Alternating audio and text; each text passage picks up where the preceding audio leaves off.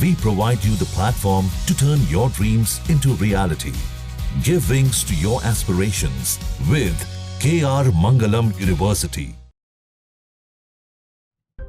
बिहार में इस साल के अंत में विधानसभा चुनाव होने वाले हैं। कुछ ही महीनों का समय बचा है।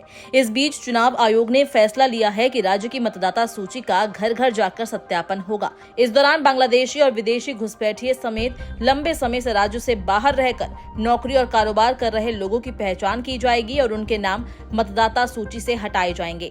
ये काम जुलाई से शुरू होगा। हालांकि ईसी के इस प्रस्ताव का विरोध शुरू हो चुका है। कांग्रेस ने कहा कि इससे राज्य मशीनरी का उपयोग करके मतदाताओं को जानबूझकर सूची से बाहर होने का जोखिम है। वहीं महागठबंधन में शामिल पार्टियां आरजेडी कांग्रेस ने चुनाव आयोग के इस कदम का कड़ा विरोध किया है। इन सब के बीच AIMIM के अध्यक्ष असदुद्दीन ओवैसी ने भी चुनाव आयोग की तरफ से बिहार में मतदाता सूची के विशेष गहन पुनरीक्षण के फैसले पर ऐतराज जताया है। ओवैसी ने सोशल मीडिया प्लेटफॉर्म एक्स पर पोस्ट में लिखा कि निर्वाचन आयोग बिहार में गुप्त तरीके से NRC लागू कर रहा है। वोटर लिस्ट में नाम दर्ज करवाने के लिए अब हर नागरिक को दस्तावेजों के जरिए साबित करना होगा कि वो कब और कहां पैदा हुए थे और साथ ही ये भी कि उनके माता पिता कब और कहां पैदा हुए थे। विश्वसनीय अनुमानों के अनुसार भी केवल 3/4 जन्म ही पंजीकृत होते हैं। ज्यादातर सरकारी कागजों में भारी गलतियां होती है। बाढ़ प्रभावित सीमांचल क्षेत्र के लोग सबसे गरीब हैं। वे मुश्किल से दिन में 2 बार खाना खा पाते हैं। ऐसे में उनसे ये अपेक्षा करना कि उनके पास अपने माता पिता के दस्तावेज होंगे एक क्रूर मजाक है।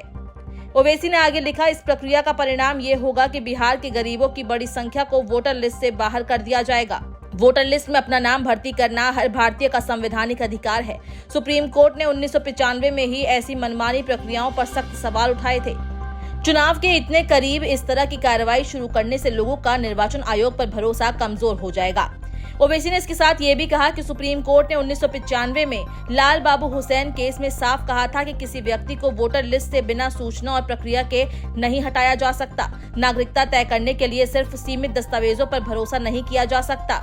हर तरह के सबूतों को स्वीकार किया जाना चाहिए। ओवैसी आगे कहते हैं कि बिहार की जनसंख्या बहुत ज्यादा है और वहां कनेक्टिविटी बहुत खराब है। ऐसे में जून जुलाई के महीने में घर घर जाकर जांच पूरी करना असंभव है। चुनाव आयोग की ये योजना गरीबों को वोटर लिस्ट से बाहर करने की साजिश लगती है। आपको बता दें कि बिहार में विधानसभा चुनाव इसी साल अक्टूबर या नवंबर में होने वाले हैं, लेकिन चुनाव आयोग ने अभी तक तारीखों की आधिकारिक घोषणा नहीं की है।